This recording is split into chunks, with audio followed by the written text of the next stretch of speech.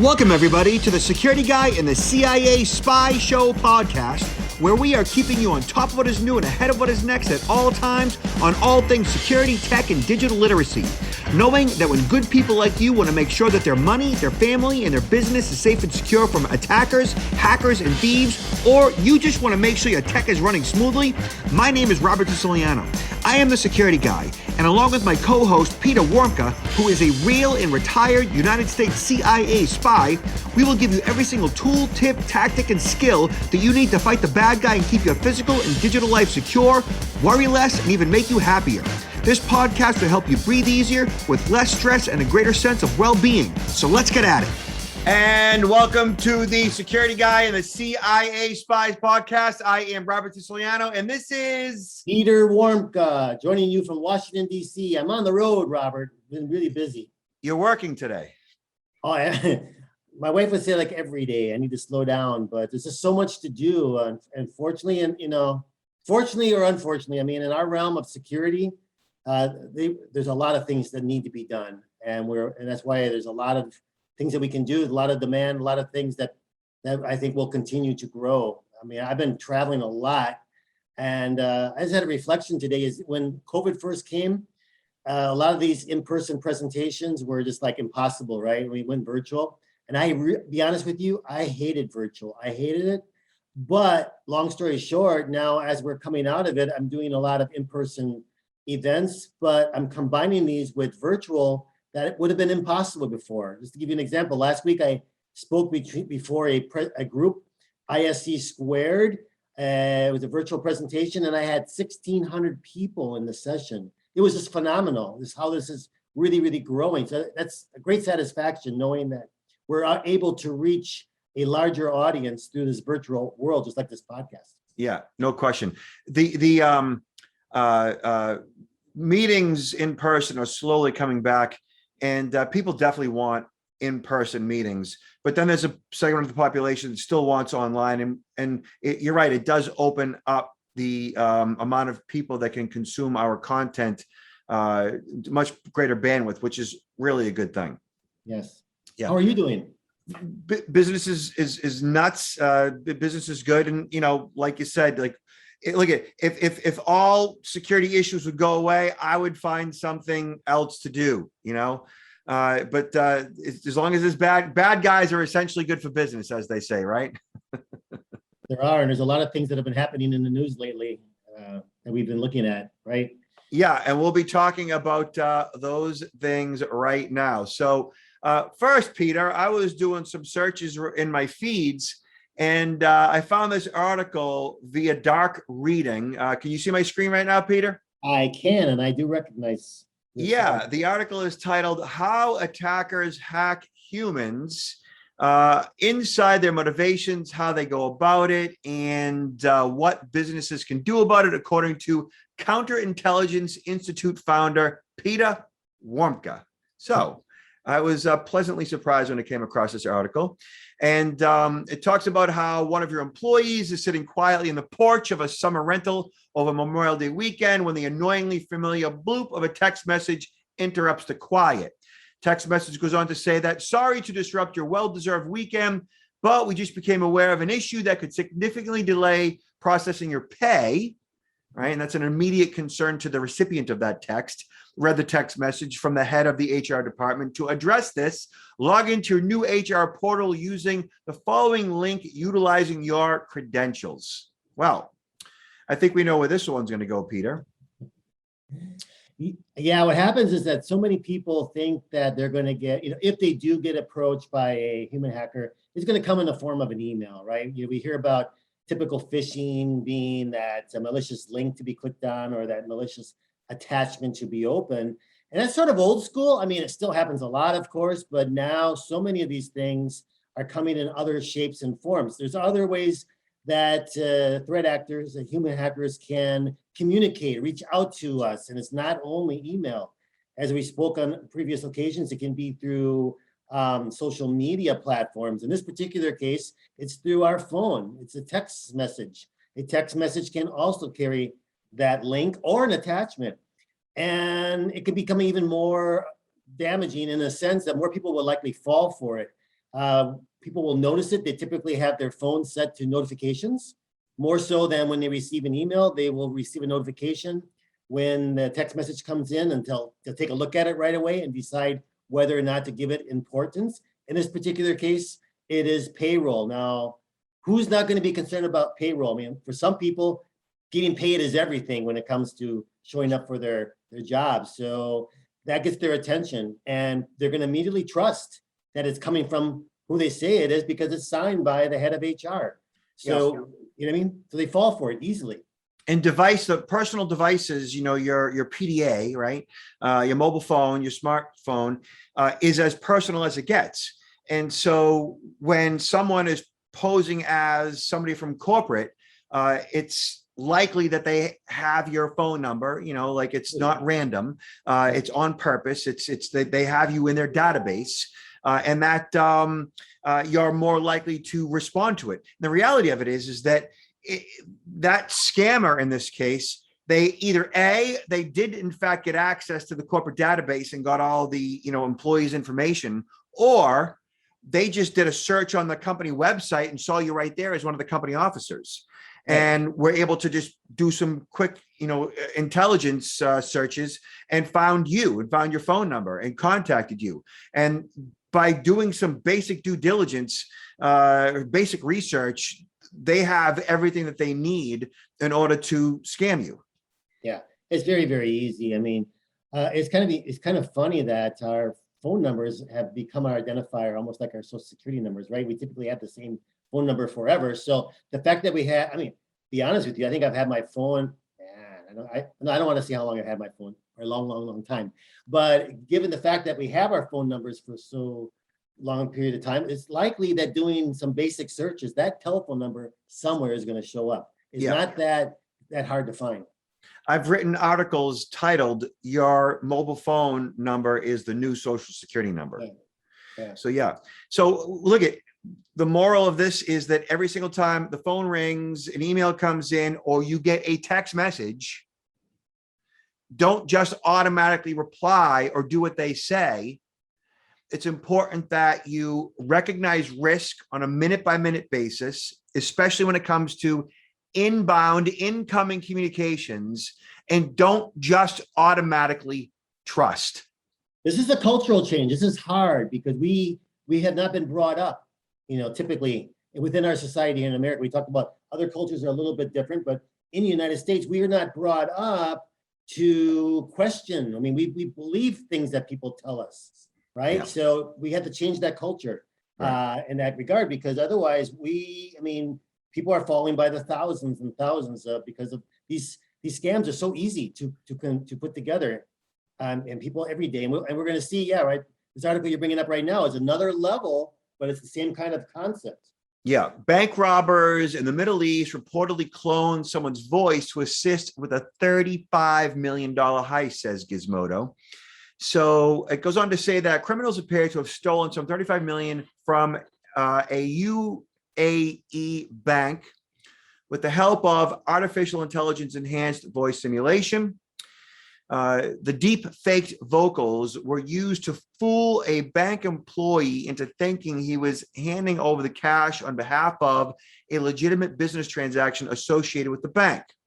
The story, which is sourced from a recently uncovered court document, took place in January, it looks like 2021, when the undisclosed bank branch manager received a seemingly normal phone call. The person on the line claimed to be the director of a large company with whom the manager had previously spoken, and they sounded just like them, the court documents claims. This paired with what appeared to be emails from the company and its lawyer convinced the branch manager that the firm was in the midst of a large business deal worth $35 million.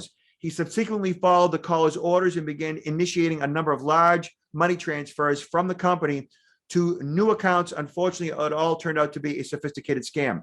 So let's dissect this really quick. If my wife calls me, it's my wife. Like if I receive a phone call from my wife, I know my wife's voice. If you call me, Peter, your voice is pretty distinct. I know it's you. Okay. If I hear from my daughters, if I hear from my dad, it's all very distinct. And so now through technology, through artificial intelligence, the ability to deep fake a voice is readily available. And what that all revolves around is with the right amount of audio that is downloaded into an artificial intelligence software program. The tone of voice, the modulation, like everything about that voice can all be dissected and put together, and that audio can then be regurgitated in such a way where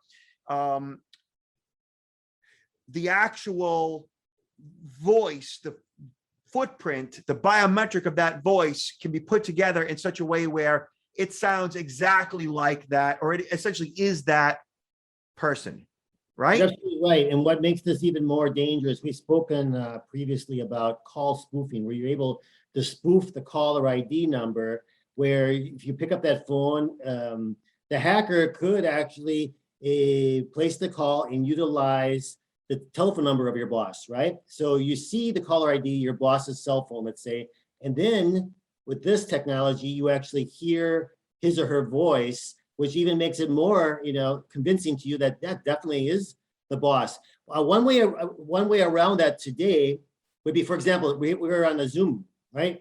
And you could spoof you could modify the voice, the audio, but you could not yet modify the video live. Those videos that we see, like of Tom Cruise, those are all ones that are processed and they're not live.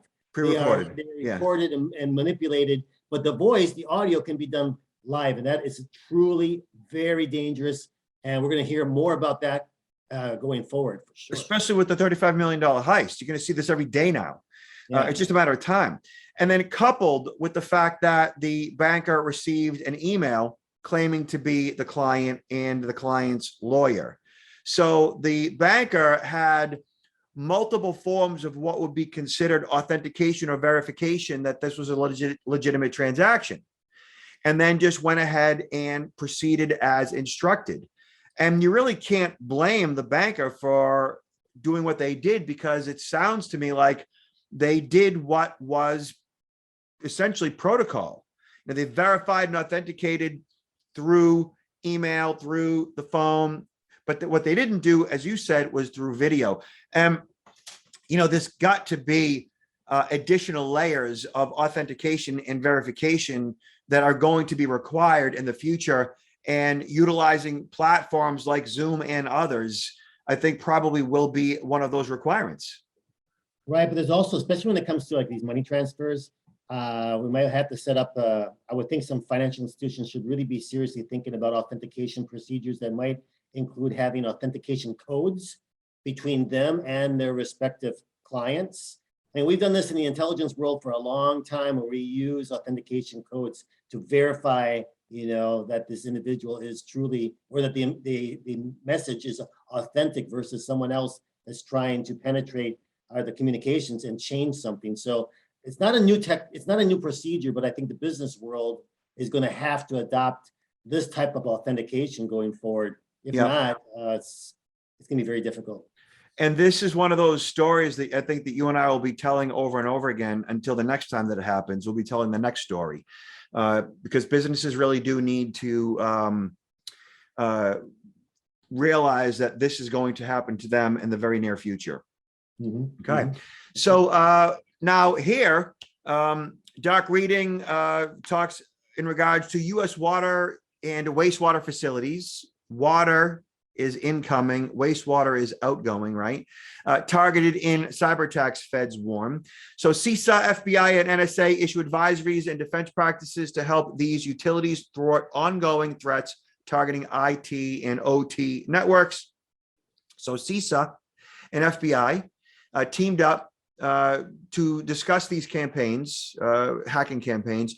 Both known and unknown cyber threat groups have been going after both IT and OT network systems and equipment at these facilities. The agencies warned this activity, they say, which includes attempts to compromise system integrity via unauthorized access, threatens the ability of water and wastewater systems, facilities to provide clean, portable water or potable water to and effectively manage the wastewater of their communities, the alert said. The report includes more detailed mitigations and defenses and details on the modes of attack and the agency's recommended water facilities immediately adopt practices of not opening suspicious links, secure and monitor remote desktop protocol, and employ strong passwords and multi-factor authentication. And it speaks to ransomware. So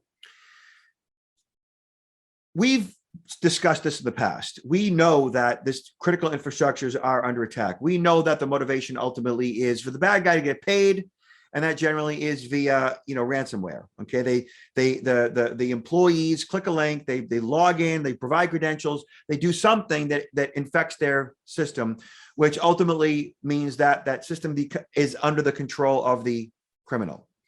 And then ransomware ultimately is the request, and often it is paid, and that could be several millions of dollars in many cases, right? But if it's a municipality, a local municipality, it's likely not to be that much. It's likely to be somewhere in the, 5 or 6 figures, because municipalities don't have millions, like say, a gasoline pipeline energy company might, right? A local municipality just doesn't have that kind of money. And the bad guys know this. All that being said, what's alarming about this, the most alarming aspect about this to me, is that the FBI and CISA and NSA are recommending not opening up suspicious links, securing and monitoring remote desktop protocol, employing strong passwords and multi-factor authentication. That's what they're recommending. While the recommendations themselves are solid, it's just amazing to me and unfortunate that that's what they're recommending, because that's what the municipalities aren't doing. What are your thoughts on that, Peter? No, I completely agree. And what I think is really of concern to me is that we see what from time to time you hear about these breaches, right? Especially if it's of critical infrastructure. This is the kind of stuff that does reach the press eventually. It's got to be reported. But there's not that many of them. And there are, but what really is the danger here, and I truly believe that there's a lot of these that already have been penetrated.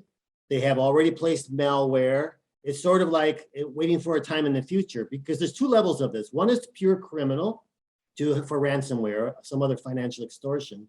The other is cyber warfare that's of the interest of foreign nations. Sometimes they work hand in hand. So think about this scenario. You have a lot of criminal groups out there that are in the process that have hacked into critical infrastructure.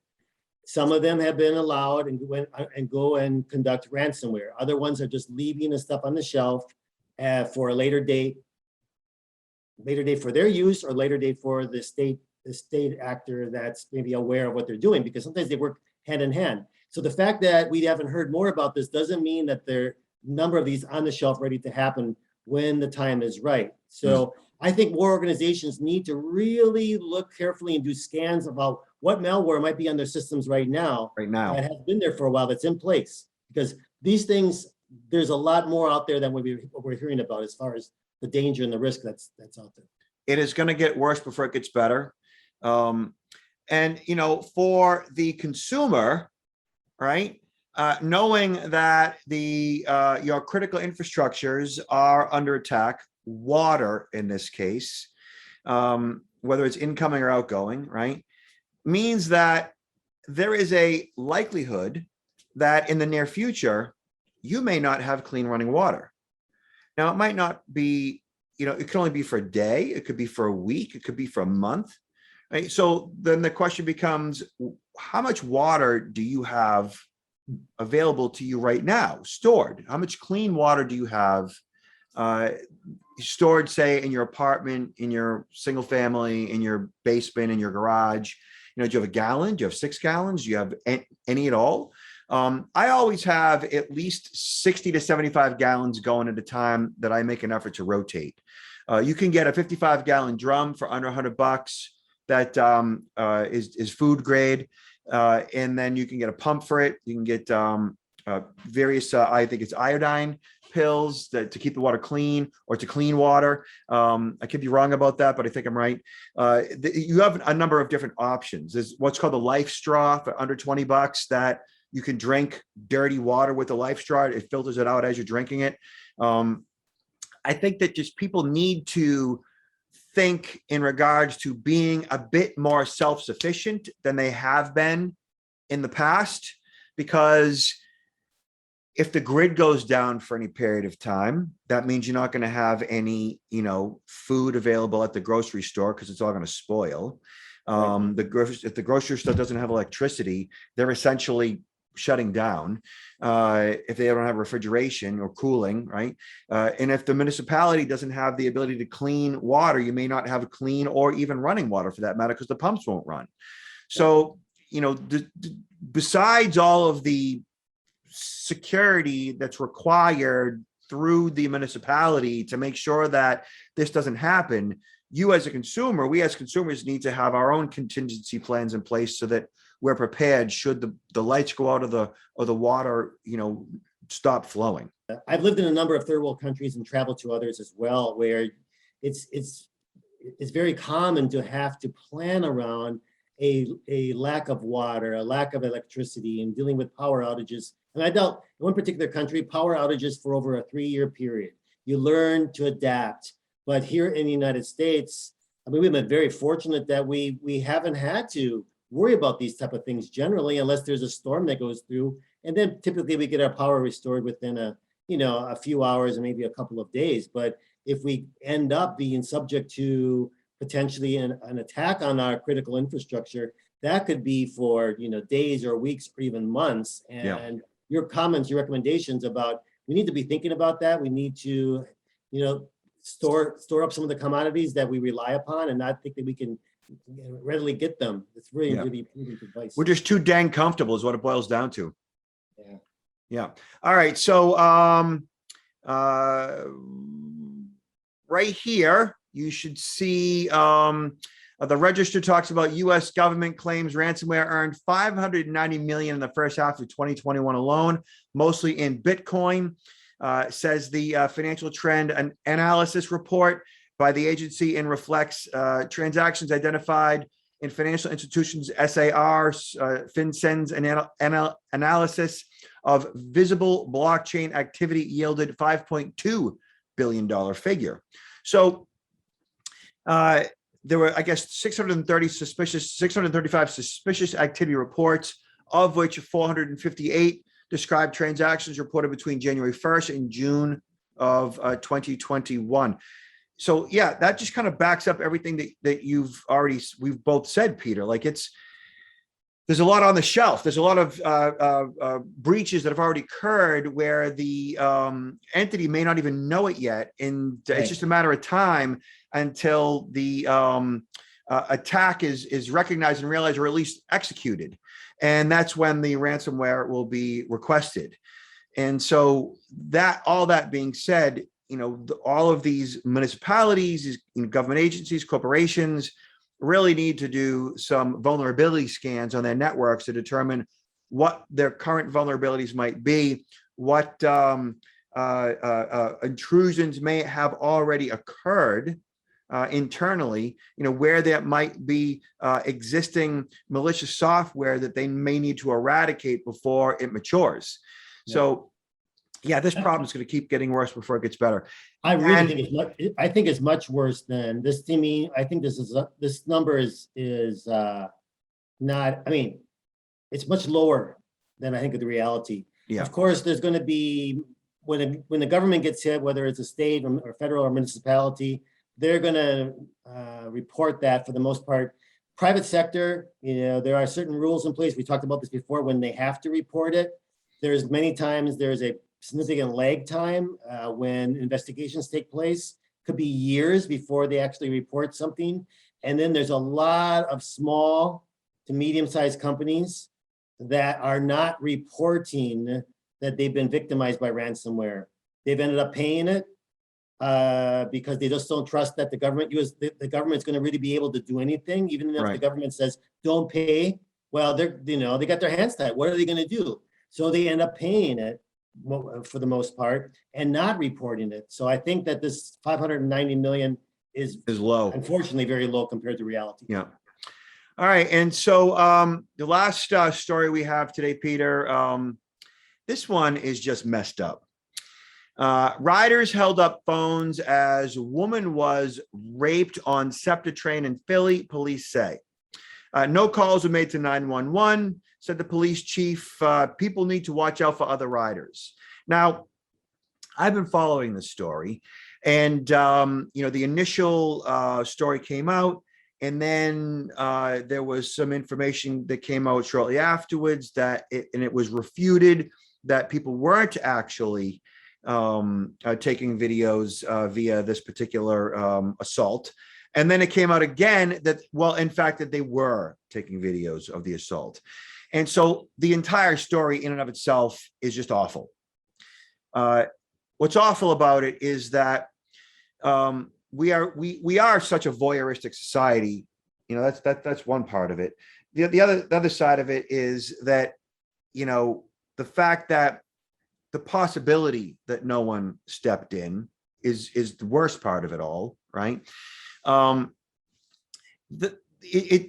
Just even the possibility that this crime was occurring and that nobody stood up and started yelling and screaming for a conductor, for local security, even if it was consensual for that matter.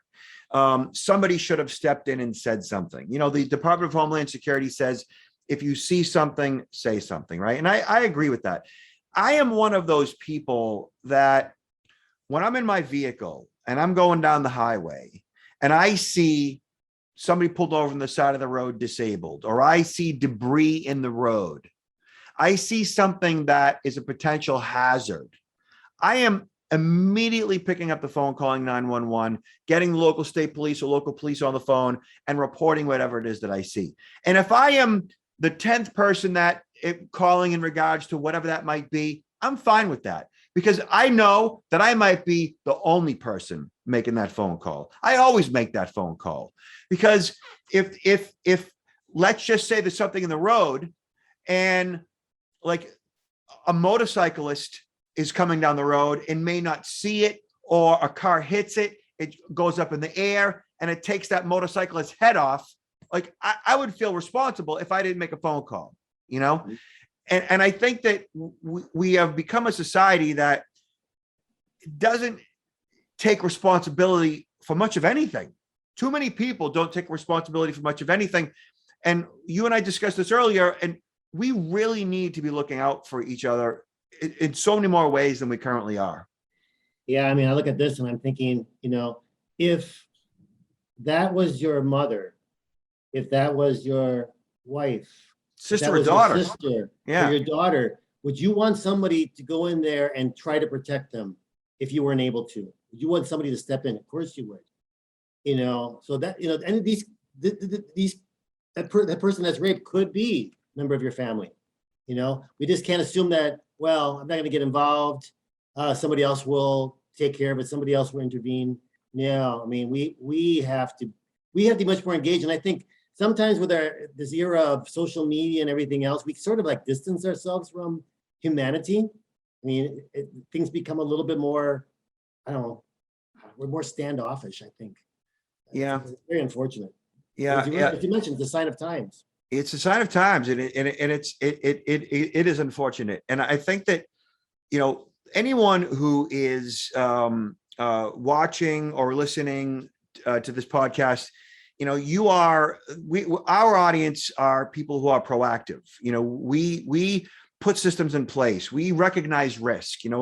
Our people see the value in proactive security awareness training, right? And if we see something, we are compelled to say and do something. I always tell my audience at the end of a presentation, like after I've, spent, so many hours or whatever, explaining to them all the risks that they face and what they need to do in the future, and, behaviors that might need to be changed and systems that need to be put in place. And when it's all said and done, I always say, listen, don't worry about any of this stuff, but you definitely need to do something about it. And so for me, it's all ultimately about a certain level of awareness, but ultimately it's about taking action. It's about doing something about it. And I know that's what our people do. And I know that's what you teach as well. And so I would just hope that, as scenarios like this continually, because this isn't the only one, it'll happen again and again and again. 1 in 4 women are sexually assaulted at some point in their life, at least here in the US. And studies say that as many as every 56 seconds, a girl or a woman is assaulted worldwide. I just think that it's important that people, when they sense something is wrong, that they ultimately will do something about it for the sake of not just that victim, but for humanity in general. Mhm. Yeah. I mean, it's always easier to second guess it from behind the scenes, but I think my initial gut reaction with something like that would be to immediately get out of my seat and stop it, versus not even thinking about reporting it, just going ahead and intervening in the action immediately, because knowing that this person is suffering, right? Is being victimized. I think at a very minimum, people should find a way, even if they don't want to get physically involved, at least be able to report it at a very minimum. I think we have to take, as I mentioned earlier, we have to take responsibility for each other. We would want somebody to step in to help us if we were in that same situation. Yeah, we are an interdependent species. We require each other, and it does in fact take a village. We are not alone out there by design. Like, we require each other. All right, so lots to discuss today, Peter. Where are you these days? Who are you speaking to? How's your book doing? Well, right now I'm in Washington, D.C. I've been here for a week. I'll be here for 3 more weeks working on a training program for a government client, U.S. government client, and doing a few virtual presentations from my home from my hotel room as well. Looking forward to getting back to Orlando, because we had a new 4th grandchild born recently, and that took place during when I was giving a TED talk in North Carolina. All of a sudden I get this phone call that my daughter had went into early labor. And I said, oh my goodness, the world does not stop. It does not stop. But you mentioned the book. I want to put in a plug again for my book.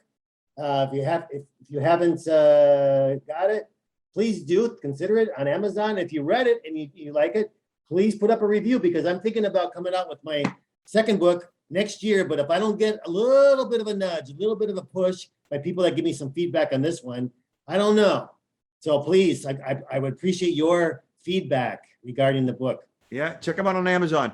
And we finally launched our new e-learning program for CSI protection. So CSI protection, cyber social identity and personal protection, is a designation and certification for small to medium businesses, for service professionals such as attorneys, real estate professionals, even financial advisors, bankers, anyone who's handling personal or sensitive information. The cyber social identity and personal protection aspect is designed to provide a well-rounded understanding of security, its features, and ultimately its benefits to both you and your clients. So anyone can check that out at protectnowllc.com. All right. And Peter, you get the last word. Well, Robert, it's been a pleasure as always. Wish you the best of luck in your work, and we'll get back together again in a couple of weeks and share some more stories. And I remember, I think that for me, what resonates the most out of everything we talked today is really look out for each other, right? Really, really be stewards of our brothers and sisters who are out there. Everybody's our brothers and sisters. We need to help each other. Sage advice. Thank you, Peter. Nice to see you. Likewise.